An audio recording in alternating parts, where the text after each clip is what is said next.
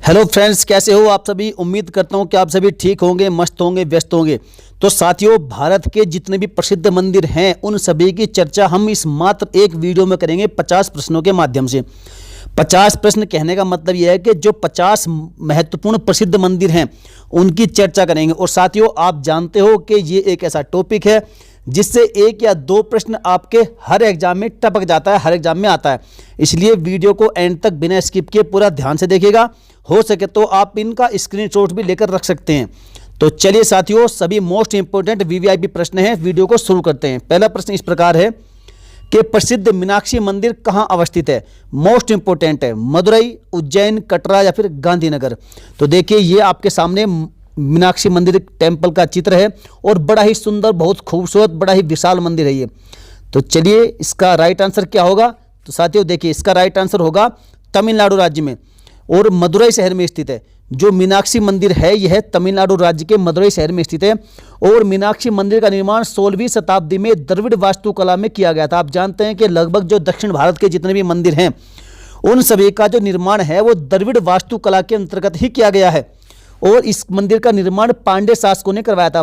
पांड्य नहीं, पांड्या शासकों ने करवाया था, पांड्या शासकों ने। और तमिलनाडु के दंडयुथापानी, आप देखें स्पेशल फैक्ट अलग से ये भी बता रहे हैं आपको कि जो दंडयुथापानी स्वामी मंदिर का जो प्रसादम है ये और पलानी का पंचामृत, इन दोनों को हाल ही में भौगोलिक संकेतक जिसे हम जीआई टैग कहते हैं यह भी दिया गया है। किसे? जो दंडयुथापानी स्वामी मंदिर का प्रसादम और पलानी का पंचामृतम, अर्थात प्रसाद और पंचामृत, इन दोनों को ही जीआई टैग दिया गया है। चलिए आगे बढ़ते हैं अगले प्रश्न की ओर।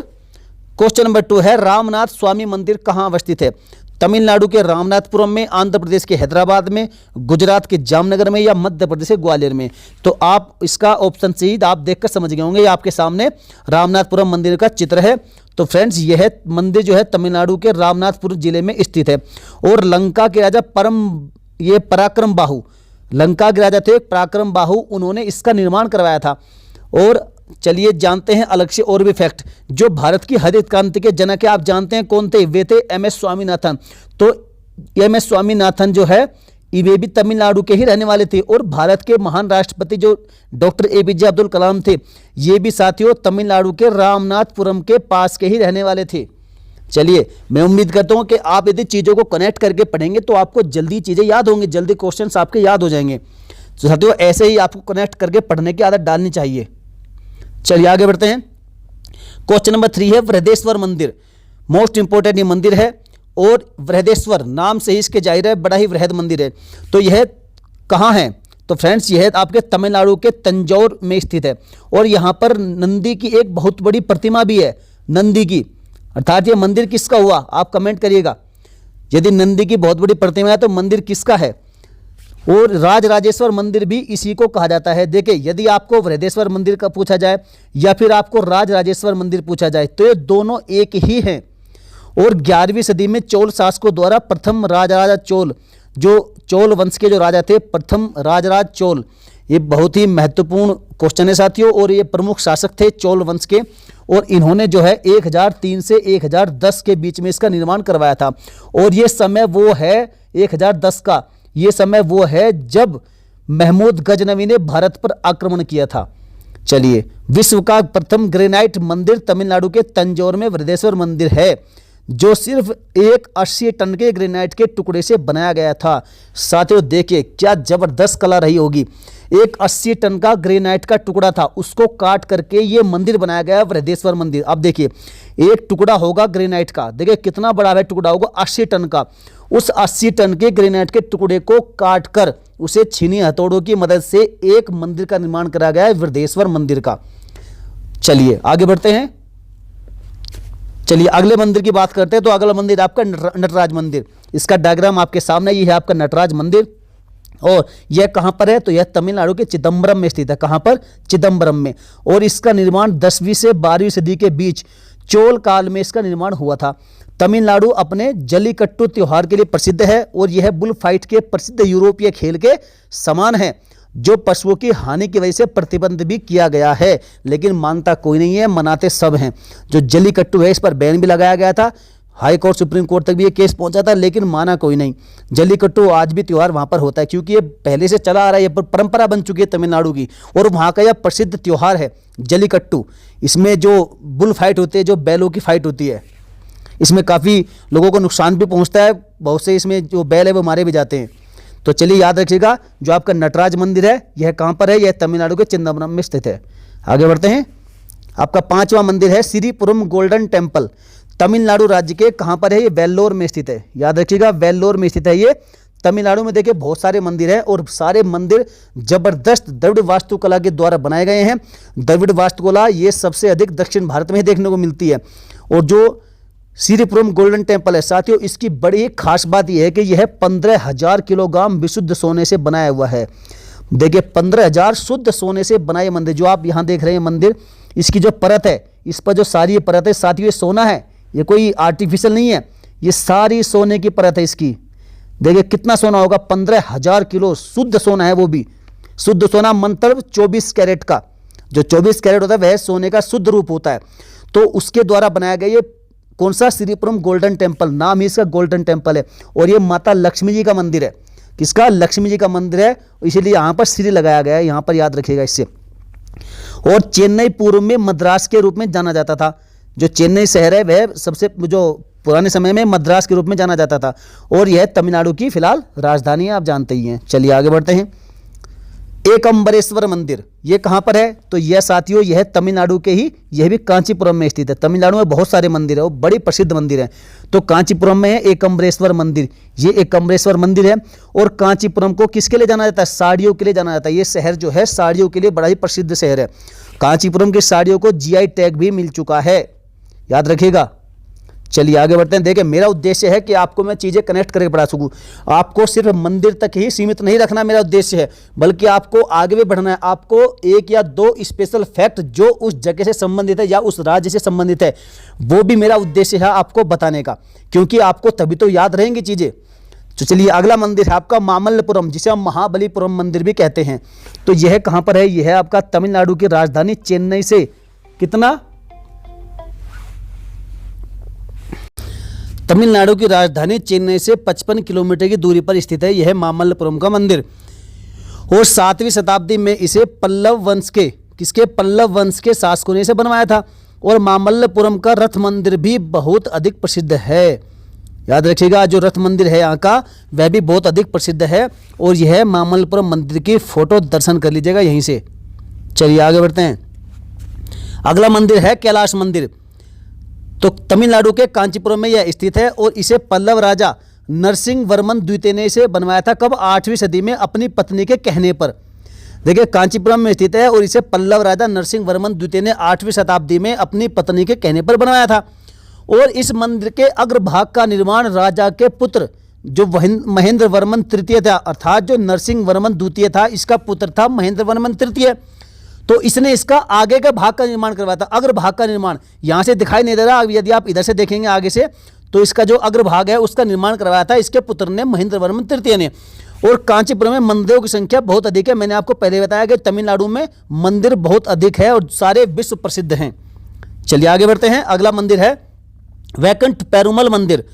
तमिलनाडु राज्य के कांचीपुरम में यह स्थित है, और 7वीं शताब्दी में राजा नंदी वर्मन द्वितीय ने इसे बनवाया था। यह है आपका वैकुंठ पेरुमल मंदिर। चलिए आगे बढ़ते हैं। अगला मंदिर है आपका गंगईकोंडचोलपुरम का मंदिर। तमिलनाडु के तिरुचिरापल्ली में यह प्रथम जो राजेंद्र चोल थे उन्होंने इसका निर्माण करवाया था। राजेंद्र प्रथम चोल बहुत ही एक प्रसिद्ध शासक थे चोल वंश के, इन्होंने इसका निर्माण करवाया था। और चोल वंश के महान शासक थे राजेंद्र प्रथम, जिन्होंने इंडोनेशिया के जावा सुमात्रा तक विजय प्राप्त की थी। आप जानते हैं कि जो राजेंद्र प्रथम थे चोल, उन्होंने इंडोनेशिया, जावा, सुमात्रा तक विजय प्राप्त की थी। लगभग कई हजार द्वीपों पर इन्होंने अपना राज्य स्थापित किया था उस समय पर। और उस समय की जो सबसे बड़ी नौसेना थी वो भी इन्हीं के पास थी। किसके, राजेंद्र प्रथम के पास। तो ये बड़े महत्वपूर्ण शासक थे, बड़ा तहलका मचाया था इन्होंने। चलिए आगे बढ़ते हैं। क्वेश्चन नंबर आपका मंदिर नंबर 11 जम्बुकेश्वर मंदिर। देखिए महत्वपूर्ण मंदिर है, तमिलनाडु में यह 2वीं सदी में निर्मित मंदिर है। और इस मंदिर के निर्माण में कोई खास जानकारी है नहीं, लेकिन बड़ा ही ये महत्वपूर्ण प्रसिद्ध मंदिर है जम्बुकेश्वर का मंदिर। अगला मंदिर नल्लाई अपार मंदिर, तमिलनाडु के तिरुनेलवेली में जिले में यह स्थित है और 700 एडी में अर्ली पांड्यास ने इसका निर्माण करवाया था। किसका? ये जो नल्लाई अपार मंदिर है इसका। और ये कहाँ स्थित है? तमिलनाडु के तिरुनेलवेली में जिले में यह स्थित है।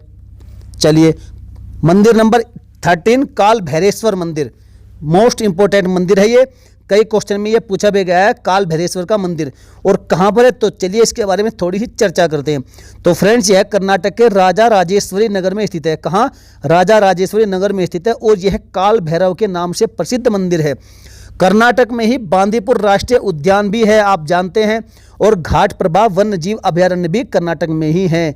देखिए आपको कनेक्ट यदि करेंगे आप तो आपके दो चीज़ें ये भी याद हो गई। जब कर्नाटक की बात चल रही है तो कर्नाटक में जो भी इंपॉर्टेंट चीज़ें हैं वो भी आप याद करते चलिएगा साथ ही साथ। चलिए आगे बढ़ते हैं। अगला मंदिर है धर्मस्थल मंजुनाथेश्वरा मंदिर। तो यह कर्नाटक राज्य के बेलथंगड़ी नगर के कन्नड़ जिले में स्थित है। कहाँ पर? बेलथंगड़ी नगर के कन्नड़ जिले में स्थित है आपका धर्मस्थल मंजुनाथेश्वरा मंदिर। और लक्षद्वीप उत्सव यहाँ का प्रसिद्ध उत्सव है। और कर्नाटक के उत्तर कन्नड़ जिले की जो शीर्षी सुपारी है साथियों, शीर्षी सुपारी को हाल ही में GI टैग भी प्राप्त हुआ था। तो याद रखिएगा कर्नाटक जिले की जो उत्तर कन्नड़ जिले का जो शीर्षी सुपारी है इसको GI टैग मिला था। जियोग्राफिकल जो इंडिकेशन है वह इसको मिला था शीर्षी सुपारी को। चलिए आगे बढ़ते हैं। मुरधरेश्वर मंदिर कर्नाटक राज्य के उत्तर कन्नड़ जिले में स्थित है और यहाँ भगवान शिव की दूसरी सबसे ऊंची मूर्ति स्थित है। ये देखिए साथियों बहुत जबरदस्त मंदिर है ये। और आप इस मंदिर का निर्माण देखिए किस प्रकार हुआ होगा। और यहाँ पर जो ये आपको भगवान शिव की मूर्ति दिखाई रही है यह है जो शिव की सबसे ऊंची मूर्ति स्थित है यहाँ पर भगवान शिव की। और कर्नाटक के उत्तर में महाराष्ट्र और गोवा है, पूर्व में आंध्र प्रदेश है, तमिलनाडु में जो दक्षिण में तमिलनाडु है और केरल और पश्चिम में आपका अरब सागर है। ये आप जानते हैं, नहीं जानते तो आप मैप देखिएगा। चलिए आगे बढ़ते हैं। आपका अगला मंदिर है पद्मनाभ स्वामी मंदिर, केरल राज्य के तिरुवनंतपुरम में स्थित है। ये कहाँ? ये राजधानी में स्थित है तिरुवनंतपुरम में। कौन सा? पद्मनाभ स्वामी मंदिर। और 1733 ईस्वी में पुनः निर्माण इसका कराया था त्रावणकोर के महाराजा मार्तंड वर्मा ने। किसने? मार्तंड वर्मा ने इसका निर्माण करवाया था। और केरल के तिरूर सुपारी को भी, जो केरल की तिरूर सुपारी है उसको भी भौगोलिक संकेतक अर्थात GI टैग दिया गया है। आपने पहले ही सुना होगा, एक सुपारी मैंने आपको पहले ही बताई थी उसको भी, और ये जो तिरूर सुपारी है इसको भी GI इंडेक्स या जो DI टैग है ये मिल चुके हैं। चलिए अगला मंदिर आपका सबरीमाला मंदिर। और यह मंदिर पूर्व में अर्थात कुछ समय पहले बहुत अधिक चर्चा में रहा था महिलाओं के प्रवेश के अधिकारों के लिए। आप जानते हैं काफ़ी न्यूज में यह छाया हुआ था सबरीमाला का मंदिर, और यह सुप्रीम कोर्ट में भी यह केस पहुंचा हुआ था। तो यह है कहाँ पर? यह केरल राज्य के पंपा में स्थित है। कहाँ? केरल राज्य में पंपा नाम की जगह पर स्थित है। और इसे 700 से 800 साल पहले दक्षिण में शैव और वैष्णव धर्म के अनुयायियों ने निर्मित करवाया था। आप जानते हैं जो केरल है इसकी साक्षरता दर कितनी है? 94% थी, लेकिन और भारत में सबसे अधिक है ये, जो वर्तमान में कितनी है? 100% है। जो 94% है भाई साहब यह 2011 की जनगणना के अनुसार थी। और लेकिन वर्तमान में इसकी जो साक्षरता है वह 100% हो चुकी है, 100%। और केरल लिंगानुपात के मामले में ये भारत का सबसे अग्रणी राज्य। यहाँ पर जो है 100 लड़कों पर 1024 लड़कियां हैं। करेक्शन माफ कीजिएगा, 1000 लड़कों पर 1024 लड़कियों की यहाँ पर संख्या है। इसलिए यहाँ पर जो लिंगानुपात है वह भारत में सबसे अधिक है। चलिए आगे बढ़ते हैं। वदक्कुनाथन मंदिर, यह केरल के कहाँ पर? त्रिशूर इस शहर में स्थित है और 1300 साल पुराना यह मंदिर है। और केरल के प्रमुख शास्त्रीय नृत्य कौन कौन से हैं? कथकली है, मोहिनीअट्टम है, थय्यम है, ठुलाल है। ये सब यहाँ के प्रमुख शास्त्रीय नृत्य हैं। कथकली और मोहिनीअट्टम के बारे में आपने बहुत ने सुना होगा, लेकिन थय्यम और जो ठुलाल है इसके बारे में शायद ही आपने पहली बार सुना होगा। लेकिन आपको मालूम होना चाहिए यदि आप ये पढ़ रहे हैं तो, क्योंकि मेरा उद्देश्य साथियों आपको सिर्फ पढ़ाना नहीं है, आपको कामयाब करना है। और आप कामयाब तब होंगे जब आप ध्यानपूर्वक आप वीडियो को देखेंगे, आप क्वेश्चंस को समझेंगे, आप अपनी पढ़ाई मेहनत के साथ, पूरी लगन के साथ, तल्लीनता के साथ करते रहेंगे, तभी आपको सफलता मिलेगी, तभी आपको कामयाबी मिलेगी। तो चलिए फ्रेंड्स, मेरा यही उद्देश्य है कि आपको कामयाबी मिले। चलिए वदक्कुनाथन मंदिर से आगे चलते हैं। अभी आपका सिद्धि विनायक मंदिर, ये आपने सुना होगा, बहुत से लोगों ने देखा भी होगा। सिद्धि विनायक मंदिर जो कि महाराष्ट्र का बहुत ही प्रसिद्ध मंदिर है और ये महाराष्ट्र के मुंबई के प्रभा देवी में स्थित है। कहाँ पर? प्रभा देवी में। और महाराष्ट्र का बहुत ही प्रसिद्ध मंदिर है, मैंने आपको बता दिया सिद्धि विनायक मंदिर।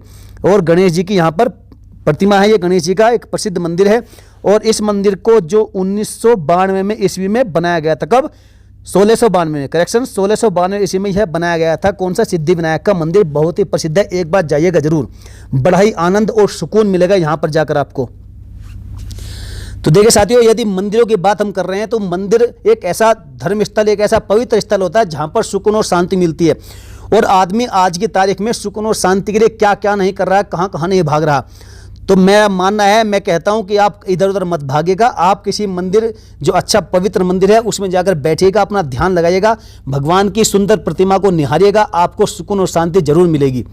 चलिए अगला मंदिर है कैलाश मंदिर। ये कहाँ पर है? एक पहले और कैलाश मंदिर था, ये वो कांचीपुरम, जो तमिलनाडु के कांचीपुरम में था कैलाश मंदिर ये। लेकिन ये आपका महाराष्ट्र के जो औरंगाबाद है उसमें है, ये एलोरा जिला का औरंगाबाद में है आपका ये कैलाश मंदिर। 2 कैलाश मंदिर है, याद रखिएगा। और इसकी स्थापना 760 से 753 ईस्वी में, 753 ईस्वी में राष्ट्रकूट वंश के शासक कृष्ण प्रथम ने इसका निर्माण करवाया था। ये तिथि शायद कुछ गड़बड़ है साथियों, इसको एक बार देख लीजिएगा आप दोबारा से।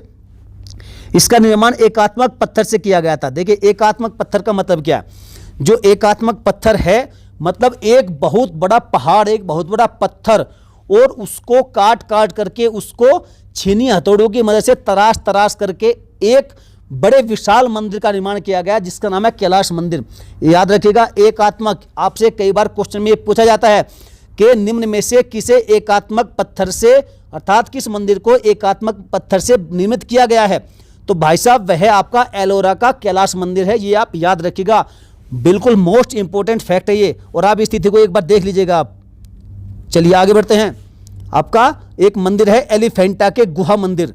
तो एलिफेंटा है कहां पर? ये मुंबई के गेटवे ऑफ इंडिया, आपने देखा होगा, यहाँ पे सुना होगा। और गेटवे ऑफ इंडिया के सामने आपका ताज होटल, और उसी के लगभग 12 किलोमीटर की दूरी पर है आपका स्थित ये एलिफेंटा के गुहा मंदिर। और ये 9वीं से 13वीं शताब्दी के बीच सिलहारा वंश के, किसके? सिलहारा वंश के राजाओं ने इसे निर्माण करवाया था इसका। और यहाँ पर मुख्य रूप से शैव और बौद्ध धर्म से जुड़े तथ्य मिलते हैं। वैसे तो आपके शैव, बौद्ध, जैन धर्म के और भी कई धर्मों के यहाँ पर तथ्य मिलते हैं, लेकिन मुख्य रूप से जो प्रमुख रूप से यहाँ पर शैव और बौद्ध धर्म के से जुड़े हुए तथ्य यहाँ पर मिलते हैं इस एलिफेंटा के गुहा मंदिर में, जो कि है आपका मुंबई के गेटवे ऑफ इंडिया से लगभग 12 किलोमीटर की दूरी पर स्थित। चलिए दशावतारम मंदिर उत्तर प्रदेश के ललितपुर जिले के देवगढ़ में स्थित है। देखिए यहाँ आपको बहुत बड़ा कंफ्यूजन पैदा होगा। ये दशावतारम मंदिर, पहली बात तो नाम से ही, यदि आपने इसका नाम इसका एग्जाम में आ गया तो आपका ध्यान सीधे सीधे आपका दक्षिण भारत में जाएगा, क्योंकि आप जानते हैं कि इस तरह के नाम जो मंदिरों के हैं वे दक्षिण भारत के हैं, खासकर तमिलनाडु, केरल और कर्नाटक इस साइड में है। लेकिन भाई साहब याद रखिएगा ये उधर नहीं है, ये आपका उत्तर भारत में है। और कहां पर? उत्तर प्रदेश के ललितपुर जिले के देवगढ़ में स्थित है ये आपका दशावतारम मंदिर। तो याद रखिएगा, बिल्कुल भी कन्फ्यूजन मत रखिएगा, क्योंकि मैं जानता हूं कि यहाँ आप जो है कन्फ्यूजन जरूर रखेंगे। और यह मंदिर गुप्त काल में निर्मित करवाया गया था। कब? ये गुप्त काल में निर्माण कराया गया ये प्रसिद्ध मंदिर था दशावतारम मंदिर। चलिए आगे बढ़ते हैं।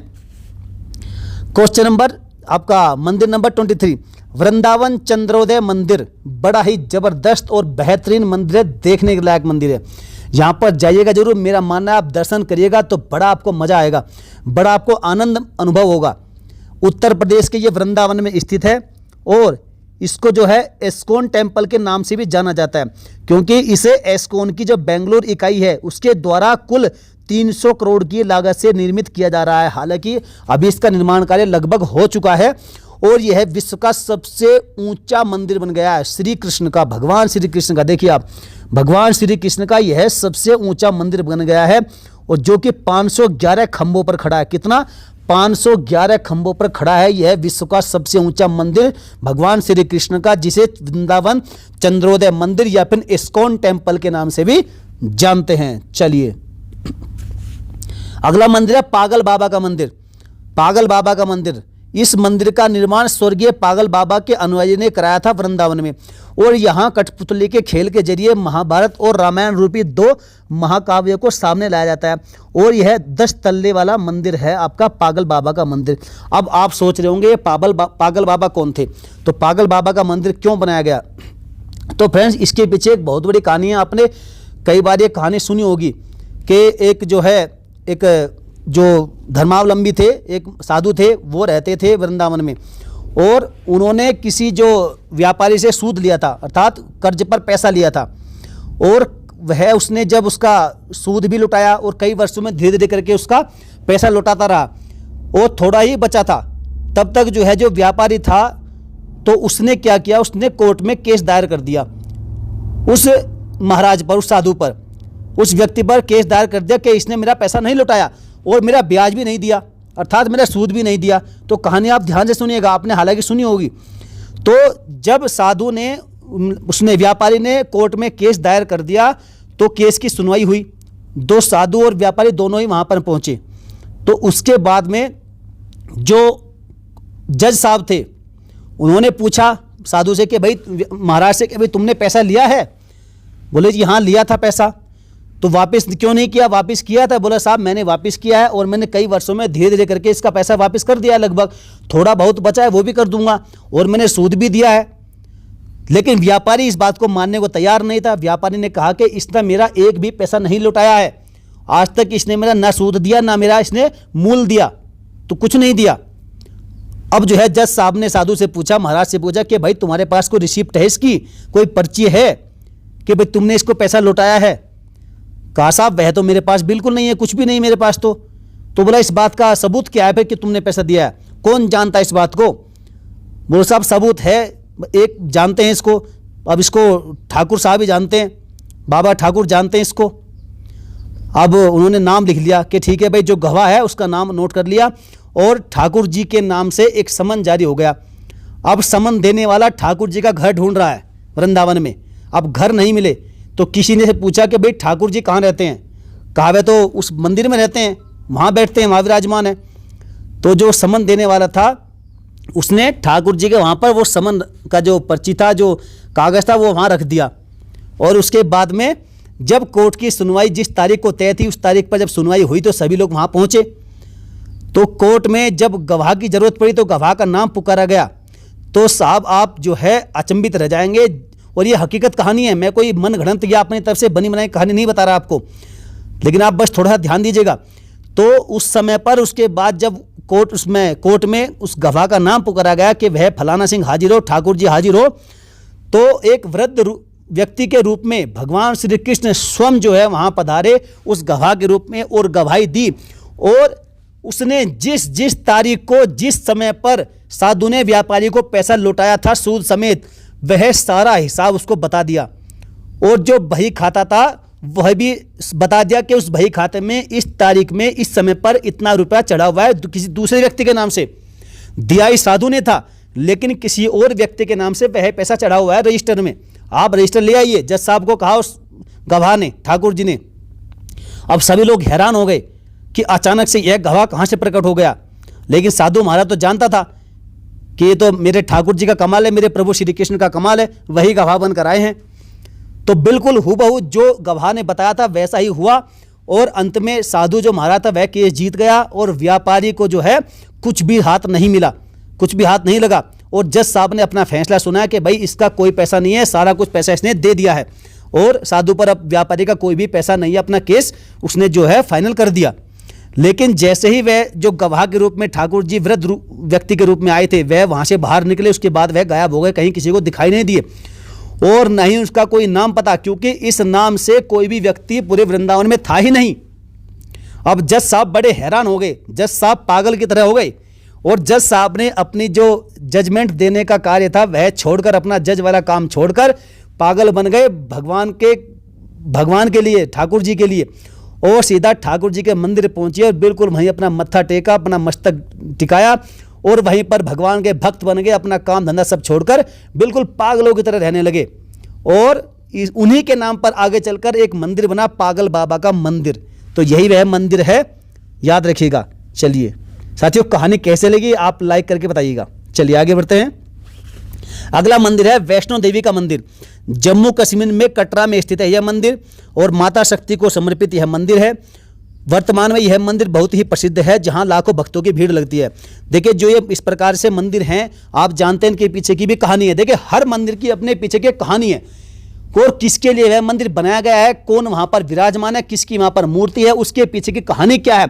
इन सब कहानियों के पीछे अपने अपने एक तर्क है, अपने अपने कहानी है यहाँ। हालांकि मैं ज़्यादा कहानी सभी की बताऊंगा तो बहुत समय लग जाएगा, आपका समय बहुत कीमती है। आप बस पढ़ाई पर ध्यान दीजिएगा, बस इतना जान लीजिएगा। जो 51 शक्तिपीठ हैं, आपने सुना होगा जब जो माता सती थी भगवान शिव की पत्नी, वह जब सती हो गई थी तो वह मृत्यु को प्राप्त हो गई थी, तो भगवान शिव ने उनके मृत शरीर को अपनी गोद में उठाकर वह बहुत दिनों तक घूमते रहते, विचरण करते रहे थे और सृष्टि का जो संहार कार्य था वह रुक गया था। उसके बाद सभी देवों ने प्रार्थना की ब्रह्मा से, विष्णु जी से कि इसका क्या समाधान किया जाए। तो भगवान विष्णु ने अपने जो सुदर्शन चक्र से धीरे धीरे करके उस मृत शरीर के जो छोटे छोटे टुकड़ों के रूप में से धीरे धीरे हल्का किया, उसे अपने चक्र से उसके अलग अलग टुकड़े किए और वे 51 शक्ति जहां जहां वे 51 टुकड़े गिरे थे, टोटल 51 हिस्सों में वह शरीर बट गया था सुदर्शन चक्र की मदद से। तो जहां जहां पर वे जो मां जो सती थी, सती के जो शरीर के मृत शरीर के जो टुकड़े जहां जहां पर गिरे थे वहां पर एक शक्तिपीठ बन गया। तो इसी प्रकार से वैष्णो देवी मंदिर भी एक हिस्सा जहां गिरा था उसी का एक प्रतीक है आपका वैष्णो देवी मंदिर, जो कि स्थित आपका कटरा में बहुत ही प्रसिद्ध मंदिर है। वर्तमान में यह मंदिर बहुत फेमस है, जहां लाखों भक्तों की यहां पर भीड़ लगती है। चलिए अमरनाथ मंदिर, कश्मीर राज्य के श्रीनगर में यह स्थित है। बाबा अमरनाथ को बर्फानी बाबा भी कहते हैं। यहाँ हर वर्ष प्राकृतिक रूप से बर्फ से बने शिवलिंग का निर्माण होता है। देखिए एक तरह से बिल्कुल चमत्कार है भाई साहब। आप देखिए यहाँ पर, ये देखिए भगवान जो अमरनाथ है भगवान शिव है और शिवलिंग के रूप में एक बर्फ के शिवलिंग का निर्माण होता है, अपने आप प्राकृतिक रूप से, कोई बनाता नहीं है। देखिए कितने चमत्कार की बात है, कमाल की बात है। तो इन सब कहानियों के पीछे, इन सब मंदिरों के पीछे अपने अपने कहानी निर्धारित है, फिक्स है। तो आप बस इतना याद रखिएगा कि अमरनाथ मंदिर है आपका श्रीनगर में स्थित। चलिए जिसे बर्फानी बाबा भी कहते हैं, आप दर्शन कर सकते हैं यहीं से सभी मंदिरों के। खजुराहो मंदिर मध्य प्रदेश के छतरपुर जिले में यह स्थित है और इसका निर्माण चंदेल शासकों ने 900 से 1130 ईस्वी के बीच में करवाया था। और खजुराहो के मंदिर को सेक्स टेम्पल भी कहा जाता है। इसे तांत्रिक समाज को खुश करने के लिए बनाया गया था। देखिए आप कहेंगे कि सेक्स टेम्पल ये क्या है, क्योंकि साथियों यहाँ पर जो प्रतिमाएं हैं, जो मूर्तियां हैं, वो जो सेक्स पोजिशंस हैं उनके आधार पर ही बनाया गया है। और ये मंदिर बनाया क्यों था, आपके मन में ये प्रश्न उठेगा जरूर कि आखिर इस प्रकार का भी कोई मंदिर होता है क्या, और इस प्रकार का मंदिर बनाया क्यों था। तो साथियों इस मंदिर को जो चंदेल शासक थे उन्होंने जो तांत्रिक समाज था वहां पर उसको खुश करने के लिए बनाया था, तांत्रिक समाज को। तो याद रखें, ये पूछा जा सकता है आपसे कि जिसे सेक्स टेम्पल, जिसे खजुराहो मंदिर को कहते हैं, उसे किस समाज को खुश करने के लिए चंदेल शासकों ने बनवाया था। तो उसको तांत्रिक समाज को खुश करने के लिए यह बनाया था आपका खजुराहो का मंदिर, जिसे हम सेक्स टेम्पल भी कहते हैं। चलिए आगे बढ़ते हैं। क्वेश्चन नंबर 28, कंदरिया महादेव का मंदिर। यह मंदिर भी खजुराहो में ही स्थित है और इसका निर्माण भी जो है 999 ईस्वी में किसने, चंदेल शासक ने, जो था जिसका नाम था यशोवर्मन, इसने करवाया था, याद रखिएगा। चलिए आगे बढ़ते हैं। केदारनाथ का मंदिर उत्तराखंड राज्य के रुद्रप्रयाग जिले में यह स्थित है और पांडव वंश के राजा जन्मेजय ने इसका निर्माण करवाया था। देखिए पांड्या नहीं, पांडव वंश, ये महाभारत के पांडव हैं। इसके जो वंश के जो राजा थे जन्मेजय, जो कि राजा परीक्षित के पुत्र थे, और इन्होंने सर्प यज्ञ भी करवाया था, बहुत बड़ा सर्प यज्ञ, जिसमें अपने आप ही जगह जगह आसपास के पूरे ब्रह्मांड के सर्प जो है, सांप आकर जो है पूरे यज्ञ कुंड में आहुति जिनकी हो गई थी। तो जन्मेजय ने कराया था सर्प यज्ञ। राजा परीक्षित के ये पुत्र थे और पांडव वंश के राजा थे, और इन्होंने निर्माण करवाया था आपका उत्तराखंड राज्य में स्थित जो रुद्रप्रयाग जिले में है केदारनाथ मंदिर। यहाँ पर बहुत बड़ी त्राही भी आई थी एक बार, आप सबको याद होगा। चलिए आगे बढ़ते हैं। बद्रीनाथ धाम, यह भी उत्तराखंड राज्य में अलकनंदा नदी के किनारे पर स्थित है और 7वीं सदी में इसका निर्माण शंकराचार्य गुरुजी ने करवाया था। चलिए आगे बढ़ते हैं। दिलवाड़ा जैन मंदिर राजस्थान राज्य के सिरोही जिले के माउंट आबू नगर में यह स्थित है, जो कि जैन धर्म से संबंधित एक प्रमुख मंदिर है, दिलवाड़ा का जैन मंदिर। और आप जानते हैं कि यह दिलवाड़ा जैन मंदिर है कहाँ पर, तो राजस्थान राज्य में, मैंने बता दिया। आपने सुना होगा अरावली पर्वत, अरावली पर्वत की जो सबसे ऊंची चोटी है कौन सा है, उसका नाम है गुरु शिखर। तो गुरु शिखर के पास ही है आपका माउंट आबू नगर, और वहीं पर स्थित है आपका दिलवाड़ा का जैन मंदिर। और इसका निर्माण वास्तुपाल और तेजपाल ने करवाया था कब 11 से 13वीं शताब्दी के बीच में, जो कि पूर्ण रूप से सफेद संगमरमर से निर्मित है। आप जानते हैं राजस्थान में संगमरमर की कोई कमी नहीं है। चलिए आगे बढ़ते हैं। अगला मंदिर है ब्रह्मा जी का मंदिर। राजस्थान के अजमेर जिले में यह स्थित है, जिसका निर्माण 14वीं, यहाँ आप 14 कर लीजिएगा, 14वीं सदी में किया गया था। और क्षेत्रफल की दृष्टि से ये सबसे बड़ा राज्य है। और यहाँ पर बहने वाली लूनी नदी बहुत ही प्रसिद्ध है। और लूनी नदी प्रसिद्ध क्यों है कि आप जानते हैं कि यह नदी जब अपने मार्ग से बहती है तो ये आगे जाकर ये राजस्थान के रण में विलुप्त हो जाती है, यह किसी भी खाड़ी तक नहीं पहुंचती, इसलिए बहुत प्रसिद्ध नदी है राजस्थान की लूनी नदी। चलिए, और ये मंदिर आप जानते हैं कि ये कहते तो ये है कि ये पूरे विश्व में एकमात्र ब्रह्मा जी का मंदिर है आपका अजमेर जिले में। अजमेर में भी कहाँ? अजमेर के पुष्कर में।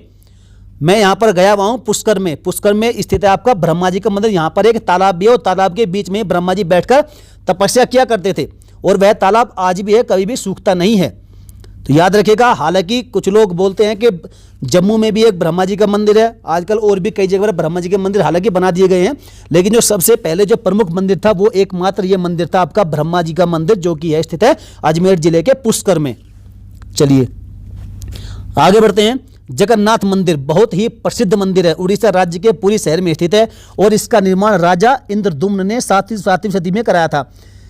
इस मंदिर में श्री कृष्ण, बलराम और सुभद्रा की बिना हाथ वाली मूर्तियां, देखिए श्री कृष्ण, बलराम और सुभद्रा कौन थी? तो सुभद्रा कृष्ण और बलराम की बहन थी, तो तीनों भाई बहन की बिना हाथ वाली मूर्ति, याद रखिएगा ये बिना हाथ वाली मूर्तियां हैं। और यहाँ पर बहुत ही विशाल जो रथ महोत्सव है वह भी किया जाता है, मनाया जाता है। चलिए आगे बढ़ते हैं। अगला मंदिर है कोणार्क मंदिर, जिसे हम सूर्य मंदिर भी कहते हैं। उड़ीसा के पुरी जिले में यह स्थित है और 13वीं शताब्दी में नरसिंह देव प्रथम गंग वंश ने इसका निर्माण करवाया था। गंग वंश के राजा थे नरसिंह देव वर्मा, इन्होंने इसका निर्माण करवाया था, नरसिंह देव प्रथम। और इसे ब्लैक पैगोडा मंदिर भी कहते हैं, सूर्य मंदिर भी कहते हैं, कोणार्क मंदिर भी कहते हैं, ब्लैक पैगोडा मंदिर भी कहते हैं। चलिए याद रखिएगा, आगे बढ़ते हैं। बेलूर मठ पश्चिम बंगाल में हुगली नदी के पश्चिमी तट पर यह स्थित है और इसका निर्माण 1897 ईस्वी में रामकृष्ण मिशन द्वारा विवेकानंद ने करवाया था। आप जानते हैं कि रामकृष्ण के परम शिष्य थे स्वामी विवेकानंद जी, तो उन्होंने ही इसका निर्माण 1897 ईस्वी में करवाया था और पश्चिम बंगाल में हुगली नदी के पश्चिमी तट पर यह स्थित है। आगे बढ़ते हैं। दक्षिणेश्वर मंदिर कोलकाता के उत्तर में विवेकानंद पुल के पास में जान बाजार की महारानी, क्या नाम था? रासमणी, इन्होंने इसका निर्माण करवाया था और पश्चिम बंगाल का बहुत ही प्रसिद्ध ये मंदिर है दक्षिणेश्वर का मंदिर, देखने के लायक है, आप जाइएगा जरूर। चलिए अभी आता है बहुत ही प्रसिद्ध मंदिर तिरुपति बालाजी का मंदिर, जिसे वेंकटेश भगवान का मंदिर भी कहते हैं। आंध्र प्रदेश के चित्तूर जिले में यह स्थित है और चोल और होयसल वंश के शासकों के योगदान से यह बनाया गया था। हालांकि इसके बारे में कुछ खास अधिक जानकारी प्राप्त नहीं है। जितनी जानकारी यही है कि चोल और होयसल वंश के शासकों ने बनवाया था, कब बनवाया था कोई खास जानकारी इसके बारे में नहीं है। और तिरुपति बालाजी का मंदिर है, वेंकटेश भगवान का मंदिर है, भगवान विष्णु का मंदिर है, बहुत ही प्रसिद्ध मंदिर है, यहाँ पर जाइएगा जरूर, मैं भी यहाँ पर गया हुआ, बहुत ही जबरदस्त व्यवस्था है यहाँ पर। चलिए आगे बढ़ते हैं। काशी विश्वनाथ का मंदिर उत्तर प्रदेश के वाराणसी जिले में यह स्थित है और इसका निर्माण महारानी अहिल्याबाई होलकर ने करा। देखे बहुत कम लोग जानते होंगे कि जो काशी विश्वनाथ का मंदिर है वाराणसी का, उसका निर्माण किसने करवाया था? तो भाई साहब उसका निर्माण जो महारानी थी अहिल्याबाई होलकर इंदौर की, तो इसने इसका निर्माण करवाया था। और यहाँ पर और क्या क्या है वाराणसी में? अंतर्राष्ट्रीय चावल अनुसंधान का जो क्षेत्रीय मुख्यालय है वह वाराणसी में ही खुला है। साग सब्जी अनुसंधान केंद्र भी यहीं पर है वाराणसी में। ये क्वेश्चन भी आपका हाल ही में पूछा गया था कई एग्जाम में कि साग सब्जी अनुसंधान केंद्र कहाँ पर है, तो भाई साहब उत्तर प्रदेश के वाराणसी में, याद रखिएगा, स्पेशल फैक्ट है आपका, कनेक्टेड क्वेश्चन है। चलिए अगला मंदिर है सोमनाथ मंदिर, विश्व प्रसिद्ध मंदिर है। आप जानते हैं कि गुजरात के यह वेरावल में स्थित है और यहाँ के जो किस लिए जानते हैं इसको? इसलिए जानते हैं कि 1024 ईस्वी में महमूद गजनवी से नष्ट कर दिया था, यहाँ पर आक्रमण किया था और इसे बार बार लूटा था उसने। किसने? महमूद गजनवी ने। और यहाँ पर जितना भी सोना चांदी था उसको सब लूट कर ले गया था। याद रखिएगा कहाँ पर है? गुजरात के वेरावल में स्थित है। और फर्स्ट रेलवे यूनिवर्सिटी इन हिंदी कहाँ पर है? वडोदरा में है, गुजरात में ही बनी है। कहाँ पर? वडोदरा में। याद रखिएगा ये भी first railway university in Hindi. Statue of unity आप जानते हैं सरदार वल्लभ भाई पटेल की जो प्रतिमा है 182 मीटर की, वह भी गुजरात में ही है। कहाँ पर? नर्मदा नदी के किनारे पर है। चलिए आगे बढ़ते हैं। अगला मंदिर है स्वामीनारायण का मंदिर, अक्षरधाम मंदिर। देखिए, यदि मुझसे कोई पूछे कि पूरे भारत का सबसे जबरदस्त मंदिर कौन सा है, तो भाई साहब मेरा एक ही जवाब होगा कि वह अक्षरधाम का मंदिर है, जो कि है आपका दिल्ली में स्थित है। और नई दिल्ली में स्थित भारत का बहुत ही बेहतरीन, बहुत ही खूबसूरत, जबरदस्त मंदिर है ये। यहाँ पर एक बार जाइएगा जरूर, बड़ा आनंद होगा, बड़ा ही आनंद की अनुभूति होगी, बहुत आपको मजा आने वाला है यहाँ पर, और बड़ा सुकून मिलता है इस मंदिर में जाकर। एक बार आप जाइएगा जरूर। तो यह कहाँ पर है? नई दिल्ली में है। और 6 नवंबर 2004 को प्रमुख स्वामी महाराज ने निर्मित करवाया था। 6 नवंबर 2004 को इसे निर्मित करवाया था प्रमुख स्वामी महाराज ने। चलिए, क्षेत्रफल की दृष्टि से देखा जाए तो यह पूरे विश्व का सबसे बड़ा मंदिर है। पूरे विश्व का सबसे बड़ा मंदिर है क्षेत्रफल के दृष्टिकोण से ही है। कौन सा? स्वामीनारायण का मंदिर, अक्षरधाम मंदिर। चलिए आगे बढ़ते हैं। कामाख्या मंदिर, यहाँ भी मैं गया हुआ हूँ साथियों, बहुत ही अच्छा मंदिर है, बड़ा पवित्र धाम है। और ये माँ दुर्गा का मंदिर है, जो 51 शक्तिपीठ है। मैंने आपको बताया था जो माँ सती का जो योनि भाग था वह यहीं पर गिरा था, और उसी के आधार पर यहाँ पर कामाख्या का मंदिर बनाया गया है। चलिए, कहाँ पर है? असम की राजधानी दिसपुर के पास में है ये, नीलांचल पर्वत पर स्थित है ये। चलिए, गुवाहाटी है, ज़्यादा दूर नहीं है। और चिला राय ने इसको बनवाया था। काजीरंगा राष्ट्रीय उद्यान यहीं पर है, मानस यहीं पर है, राजीव गांधी राष्ट्रीय उद्यान भी, ये तीनों कहाँ पर है? आपके असम में ही है। आगे बढ़ते हैं। गोल्डन टेम्पल, जिसे हम स्वर्ण मंदिर कहते हैं, तो यह पंजाब के अमृतसर शहर में स्थित है, जिसे श्री गुरु रामदास ने 1577 से 1585 ईस्वी में बनवाया था, और अकबर के शासनकाल में यह बना था। मंदिर की हालांकि जगह भी से अकबर ने ही यहाँ पर दी थी मंदिर के लिए। और मंदिर की जो वास्तुकला है और उसको पूरा बनवाने का काम किसने किया था? गुरु अर्जन देव जी ने किया था। ये कहाँ थे? ये जो सिख धर्म है उसके 5वें गुरु थे, जिन्हें जहांगीर ने मरवा दिया था। चलिए आगे बढ़ते हैं। अगला मंदिर आपका अंकोर वाट का मंदिर, कंबोडिया में स्थित भगवान विष्णु को यह समर्पित मंदिर है। और जयवर्मा द्वितीय के शासनकाल में 1181 ईस्वी से 1205 ईस्वी के बीच में यह बनवाया गया था। अंकोर वाट का मंदिर है, देखिए कितना खूबसूरत है और बहुत ही प्राचीन मंदिर है ये। पशुपतिनाथ का मंदिर नेपाल के काठमांडू में स्थित है। 16वीं शताब्दी में राजा प्रताप मल ने इसका निर्माण करवाया था। पशुपतिनाथ का मंदिर भगवान शिव का बहुत ही जबरदस्त मंदिर है, खूबसूरत मंदिर है। चलिए, अगला मंदिर है आपका तेली का मंदिर, मध्य प्रदेश के ग्वालियर में किले के पास स्थित है ये तेली का मंदिर। आप कहेंगे ये किस प्रकार का नाम है? तो भाई साहब ये मंदिर है, पूछा जाता है ये क्वेश्चन। और इसका निर्माण तेल का व्यापार करने वाले तेली समाज के लोगों के द्वारा किया गया था, जिसमें गुज्जर सम्राट मिहिर भोज का बहुत बड़ा योगदान था। अच्छा, एक बार ये एमपीपीएससी के पेपर में क्वेश्चन पूछा गया था कि उस मंदिर का नाम बताइए कि जिसका निर्माण सम्राट मिहिर भोज के योगदान से बनवाया गया था या हुआ था। तो भाई साहब वह मंदिर था तेली का मंदिर, जिसे तेली समाज के लोगों ने इसका निर्माण किया था। किसकी मदद से? मिहिर भोज की मदद से। चलिए आगे बढ़ते हैं। विरूपाक्ष का मंदिर हम्पी कर्नाटक में स्थित है। कहां पर? हम्पी कर्नाटक में स्थित है विरूपाक्ष मंदिर। और यहाँ बीजापुर साम्राज्य हुआ करता था, जिसकी राजधानी थी आपकी ये हम्पी। और पंपावटी जो है ये मंदिर भी कहा जाता है इसे। किसे? जो विरूपाक्ष भगवान का मंदिर है, इसे पंपापटी मंदिर भी कहा जाता है। और क्यों कहा जाता है? क्योंकि विरूपाक्ष भगवान की पत्नी जो रानी पंपा है, उनके नाम पर ही पंपापटी नाम रखा गया है इस मंदिर का, इस जगह का। याद रखिएगा, मोस्ट इंपोर्टेंट फैक्ट है ये। और विक्रमादित्य जो द्वितीय थी, उसकी रानी थी लोक महादेवी, उनके द्वारा इसका निर्माण कराया गया था, लोक महादेवी के द्वारा इस मंदिर का, विरूपाक्ष भगवान का मंदिर। चलिए आगे बढ़ते हैं। अगला मंदिर है आपका सास बहू का मंदिर। आप कहेंगे कि सर ये कौन कौन से आप नाम लेकर आए? तो भाई साहब ये है मंदिर और ये फेमस मंदिर है। अब भले ही आपने नहीं सुने तो ये जरूरी नहीं कि ये प्रसिद्ध नहीं है, लेकिन आपको पढ़ना होगा, समझना होगा, सुनना होगा। तो सास बहू का मंदिर कहाँ पर है? तो यह भी आपका भाई साहब एमपी के ग्वालियर में स्थित है, सास बहू का मंदिर। चलिए, बहुत ही फेमस मंदिर है ये। और राजा महिपाल और रतनपाल नामक 2 भाइयों के द्वारा इसका निर्माण कराया गया था, सास बहू के मंदिर का। चलिए आगे बढ़ते हैं। तो साथियों वीडियो यही समाप्त होती है। आपको वीडियो कैसे लगी आप लाइक जरूर करिएगा, यदि अच्छी लगे तो लाइक करिएगा, नहीं लगे तो डिसलाइक जरूर करिएगा। अपने दोस्तों में जो भी एग्जाम देने सभी को शेयर करिएगा। कोई सुझाव है तो कमेंट करिएगा। और सब्सक्राइब जिसने चैनल को अभी तक नहीं किया तो सब्सक्राइब करके वो घंटे के निशान को जरूर दबा देना, ताकि आपको ऐसी बेहतरीन वीडियो आगे आने वाले समय में सबसे पहले मिल सके। चलिए फ्रेंड्स, आप पढ़ते रहिए, मस्त रहिए, व्यस्त रहिए और फटाफट से अपना सिलेक्शन पाकर रहिए। तो चलिए मिलेंगे फिर किसी धमाकेदार धुआं करने वाली नेक्स्ट वीडियो में। जय हिंद, वंदे